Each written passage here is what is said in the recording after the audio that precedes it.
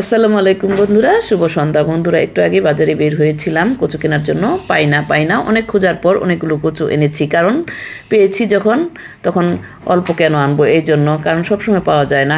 Doctor আমাকে বলেছেন কচু খেতে, কারণ আমার শরীরে নাকি আয়রনের ঘাটতি আছে। বন্ধুরা দেখুন, এই কচুগুলো আমার হেল্পিং হ্যান্ড হৃদয়ের মাকে বলেছি যে রান্না করে চলে আসো, কচু কেটে দাও। ও কাটছে, আমি বসে আছি।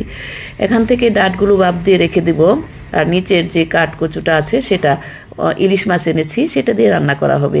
এগুলো ভাপ দেওয়ার পর ফ্রিজে রেখে দিব ডিপে, সেখান থেকে যখন প্রয়োজন হবে ইলিশ মাছ কিংবা চিংড়ি মাছ দিয়ে রান্না করা হবে। বন্ধুরা, আসলে কচু দেহের জন্য অনেক ভালো।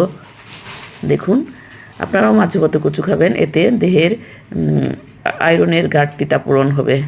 দেখুন বন্ধুরা, কত সুন্দরভাবে কাটছে হৃদয়ের মা। বন্ধুরা, এই ভিডিওটি আপনাদের কাছে কেমন লাগছে? যদি ভালো লাগে প্লিজ সাবস্ক্রাইব করুন এবং বেল বাটনটি অন করে দিয়ে আমার সাথেই থাকুন।